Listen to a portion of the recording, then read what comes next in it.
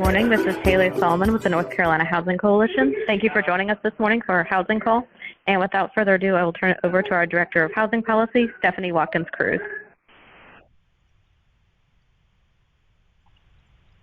Good morning, everyone. I hope you all are having a great week so far. If you were able to have a long weekend, I hope it was restful and rejuvenating. We're going to kick it off with some organizational updates. I can't believe it's that time of year already, but we want to go ahead and get an early start and get your feedback on county profiles. So as many of you know, every year we do county profiles for all 100 counties across North Carolina. And we're going to gather input again. A lot of your input last year helped us figure out not only what we could add or change about our county profiles, but what we might want to put out in other advocacy and policy resources for you. So you'll be getting a link in the call notes, and then also you'll be seeing a piece out later this week or next about different pieces of feedback and questions we have for you regarding county profiles and other tools that we want to ask you about. On the federal side, just want to remind you of some engagement opportunities that are closing either this week or this month. The first is around the Affordable Housing Credit Improvement Act of 2023. As you all have heard us talk about, this was introduced 3 months ago. And this piece of legislation is consistently breaking records. It has 28 co-sponsors in the Senate, evenly divided between parties. And it also has 159 co-sponsors in the House, also evenly split, but there's still a lot of opportunity for advocacy. So right now, the Action Campaign is working with the National League of Cities, the National Association of Counties, as well as mayors and CEOs for U.S. housing investment on a letter from local government leaders to the leaders of Congress, underscoring the importance of this legislation. So the link to sign on to that letter will be in our call notes again. This opportunity closes September 7th. That's in 2 days. That'll be Thursday. So make sure to reach out to your local government leaders, share this with them. The last time there was a letter like this, there were only 2 signatures from North Carolina. So let's do better. At the end of the month, on September 20th, the American Housing Survey is turning 50 years old. And this is a tool that you all know that we use quite a bit, and HUD is collecting feedback until the 20th to ensure that this data continues to be as powerful and as useful as possible for all the different folks that use it. So that link will remain in the call notes for another few weeks.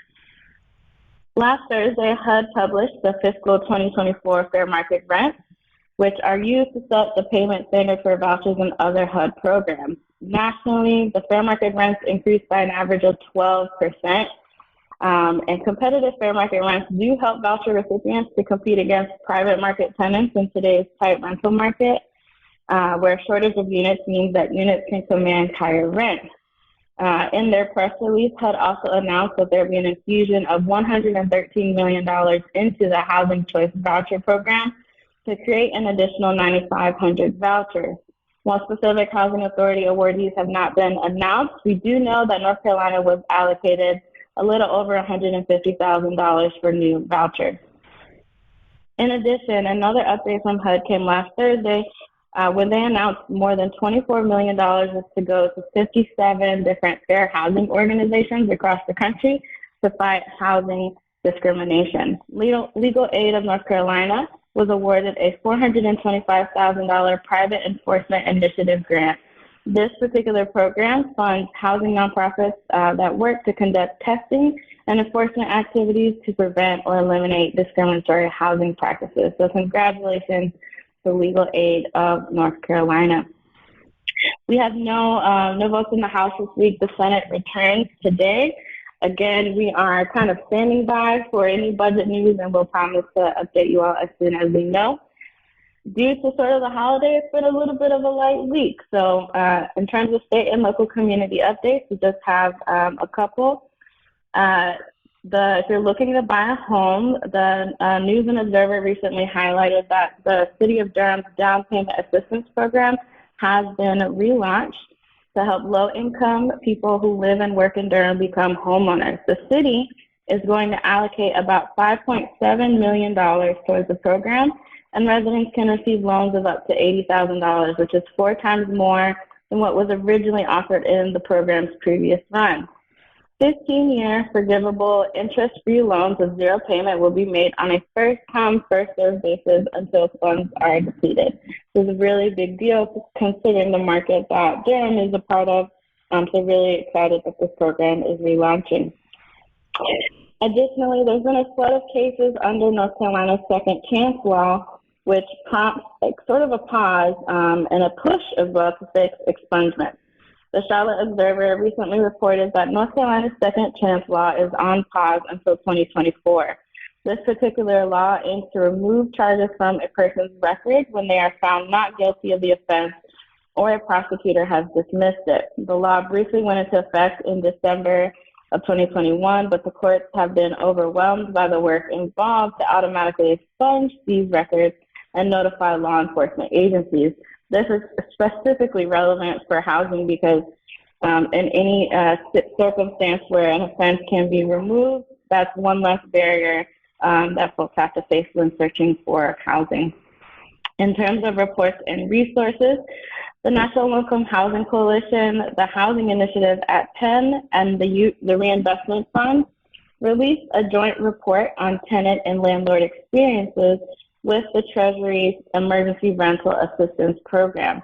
This particular report found that the ERA program not only improved outcomes in areas well beyond housing stability, but it also improved outcomes in areas including financial security, child well-being, and overall health. They're going to host a webinar discussing the findings from this report on September 13th, so that's next week, from 2 to 3 p.m. Eastern Time. And the links for that report, as well as the webinar, will be in the call notes. Another policy brief that I just want to lift up in the Health Affairs Journal, Residential Segregation and Health, gives a really great and in-depth overview and dive into history, harms, and next steps. So different recommendations, as well as really pointing out how residential segregation impacts health outcomes and possible next steps that can be done from the policy standpoint. And then the Eviction Lab posted a summary of research findings titled Public Housing and the Threat of Eviction. So I want to lift that up as well. You can find that link in the call notes. We have several events both this week and throughout the month. Enterprise Community Partners and Kaiser Permanente on September 7th are hosting a webinar from 11 to 12:30 Eastern Time called Housing for Health Panel Series, looking at preservation.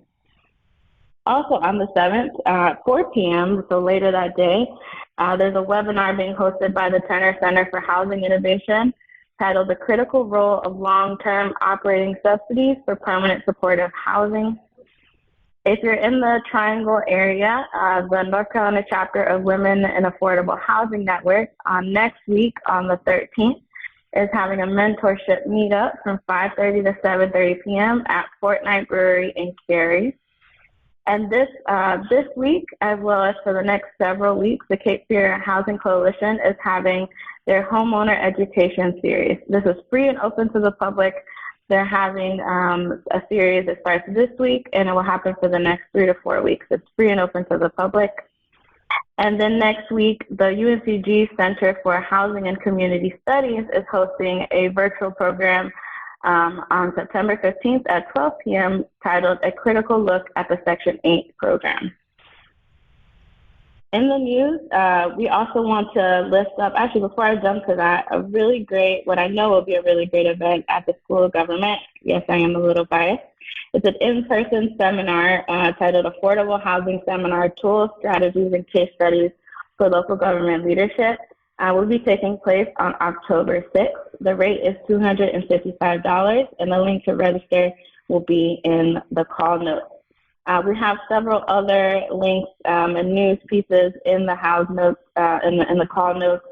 One piece from the National League of Cities about how communities and colleges are partnering to address the affordable housing shortage. Love to see anchor institutions getting involved in affordable housing. And then another great piece from WFAE 90.7 about the intimate connection between housing and education. So again, really loving to see these intersectional pieces around affordable housing, because housing is health, housing is a part of educational outcomes, housing is a part of community resilience, and seeing a lot of pieces coming out really highlighting that fact. So I hope you all have a great week. Once again, keep on the lookout for the feedback survey that we'll be sending out around county profiles and other advocacy tools that we want your input on. And again, if you ever have any questions or you want us to talk about something specific, please don't hesitate to ask. I hope you have a great rest of your week, and we'll talk to you next time.